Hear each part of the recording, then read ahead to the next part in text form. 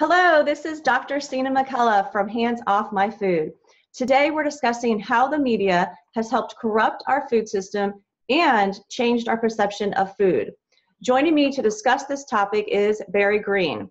Mr. Green has worked in the media, both radio and television, for over 30 years.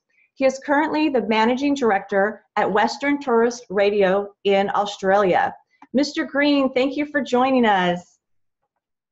You're welcome, Sina. So, first question right off the bat, how has the media helped corrupt our food supply? Well, I guess you got to understand the process. And if you go back some time, farmers used to produce, say, potatoes, and they'd sell them to people and they'd eat potatoes. Then processors came in and they found they could buy, say, a ton of potatoes for $100, say, and they could cut it up and they could boil it in fat and add sugar and salt and sell it as potato chips for $10,000. So that gave them a fair bit of money to play around with advertising to sell the product, which we say then owned, because farmers can't advertise a product that, all farm potatoes are sort of more or less similar. But what they could create a brand, and then this whole thing about branding came in, and arguably the advertising people, who are the same sort of people that Mr. Hitler employed to push the propaganda to take a highly intelligent race of people to a war against the rest of the world, same sort of mindset. So advertising's about telling people what they want them to hear and asking people not to question what they're being told. And sort of that's the process. And really, commercial media is funded by advertising. So, they're not going to question things that's their bread and butter, if you like. So, so it's a process that's come about. And I think the important thing is to understand how it's come about so there can be a change. Okay, and so how has this network advertising, in your opinion, changed our perception of food? Well, my take on network advertising, it sort of, it used to be in the old days, the local people would create an ad for a local business and it would circulate in the local community. Network advertising means that big companies, national companies, can spend a lot of money on producing an ad, and it's not just used on one radio station or TV station, it's used across the network. And for 30 or 40 years, commercial television's been the most powerful communication tool. So they could produce one ad and use that ad and air it on a number of networks and sort of carpet bomb the minds of the population to believe what they wanted them to believe. Okay, I see. And so that's why, because I have heard you compare network advertising to the propaganda that Hitler used in World War II. And so is that where you draw that comparison? It's basically this mass advertising to influence an entire population to basically fall in line with the agenda of the advertiser? That's right. Well, that's what propaganda is. And, they're very good at presenting their products. And, if you look at Michael Pollan's The Omnivore Dilemma, he talks about how throughout time there's been a shortage of fat, sugar and salt. And so we've evolved to crave those things. So the manufacturers fill their products with them. And, they taste lovely. There's no two ways about it. But so the advertising is all based on the upside, but doesn't give any consideration of the downside, which is a fairly significant public health issue. Okay, so if it is such a big public health issue, which, as you and I both agree that it is, our current food system, this industrial food system that is being pushed by the network advertising, it is making us sick. It's right, increasing rates of autoimmune diseases and allergies and cancers and diabetes. So clearly it's making us sick. So why do you think the media is still pushing the agenda of the industrial food system? Well, they heads you lose, tails I win, because the same companies that are the sickness is an industry in itself. So you same advertising is used to come up with a remedy, which isn't actually a remedy, but we're looking to disguise the symptoms rather than addressing the cause, which always seems to be the problem. Okay, so you're seeing the same networks who are advertising, say, the processed foods and pushing the fast food agenda. They're the same networks that are getting paid to advertise, for instance, pharmaceuticals. right? The drugs that are Absolutely. pushed on us to try to fix the problems that this industrial food system has created for us. Yeah, yeah, it's a great business model if you can trick the people into believing it, and it's working. But I think what's exciting in this time in history is that the internet, which has been created by the best of capitalism, is challenging that, and the fact that we can have this conversation from one side of the planet to the other is all part of that. And and I think the next generation are far more questioning than my generation was, and I think that's a fantastic thing. Yeah, I completely agree. We're a very inquisitive generation. um, so my question for you is, how can the organic farmer, for instance, who doesn't have this media backing and this networking, the media network advertising, they don't have that at their disposal. So how can the organic farmer or the regenerative agriculture farmer, how can they compete with this system that has pretty much taken over the advertising of our food supply?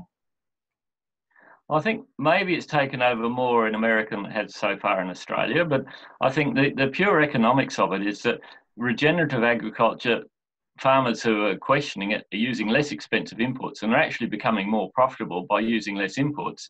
And as they use less inputs and focus on restoring the soil so that they produce healthy plants, so they don't need all the chemicals. So you get on a spiral up rather than a spiral down. And that's why I think Charles Massey's book, The Call of the Reed Warbler, A New Agriculture, A New Earth, is so profound, because Charles is a farmer, been looking at things around the world and is demonstrating in basically a scientifically referenced book that change is happening. And at the end of the day, the outcome is determined where people choose to spend their money. And the more people question where they're spending their money and look closer to the foods that maybe the grandmother used to eat, then I think we're on the right track. And so and again, the internet is providing an opportunity. It's allowing farmers to work together to exchange ideas. And to me, the concept of organic or regenerative agriculture, the science of it, is actually a community asset akin to open source software. So the science of industrial agriculture is all owned by various corporations, but the science of organic or regenerative agriculture is a community asset. And the internet, the best of American capitalism, is providing a mechanism for that information to be shared.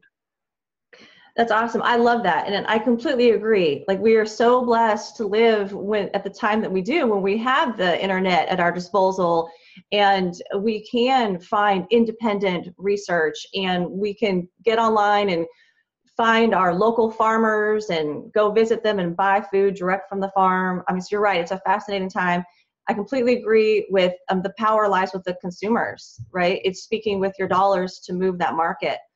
So what, in your opinion, what else can a consumer do in order to help fight this corruption in the media and to help take back their perception of food that has been molded by this network advertising?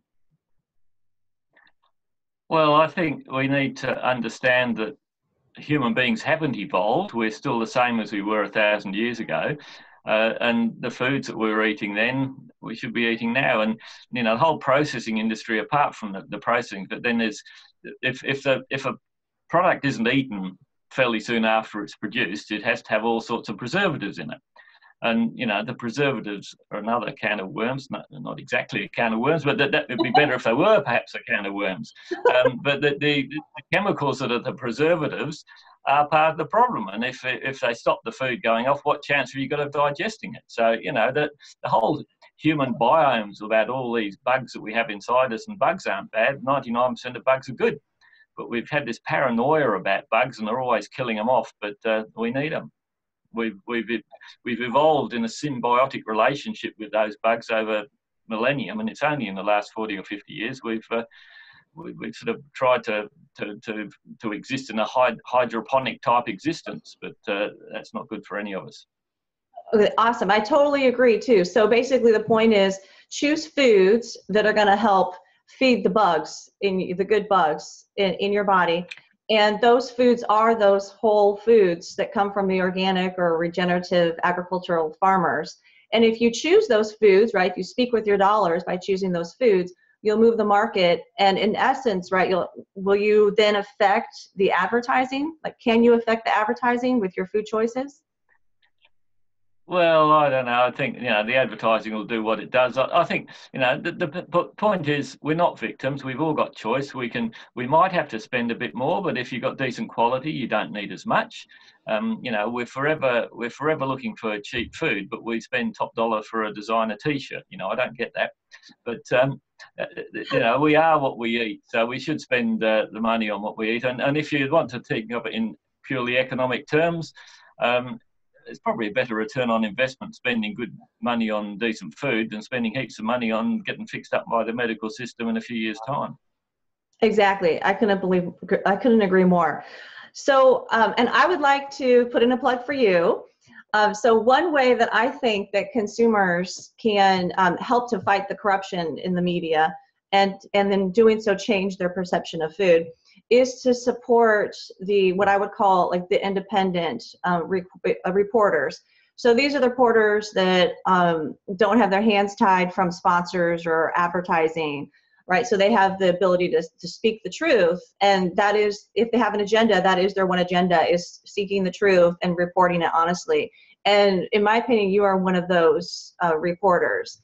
So I would like to encourage people to, even though you're in Australia, I mean, I can get access to you on the internet. I can, listen to your recordings. So how would somebody connect with you if they want to learn more about you and or listen to your broadcasts?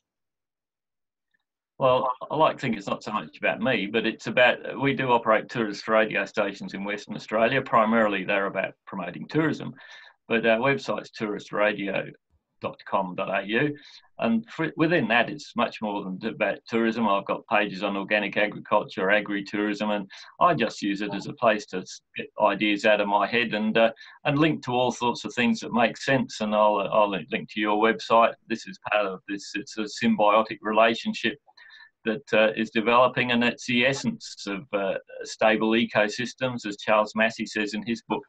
Once you get your farm working right, it's a matter of not doing too much, working with nature, and developing what Charles calls self-organising systems. So, and that requires diversity. So it's a diversity that creates a stable system. It's distinct from the sort of Darwinian winner takes all survival of the fittest thing in the world. Looks like the satellites might be playing up a bit.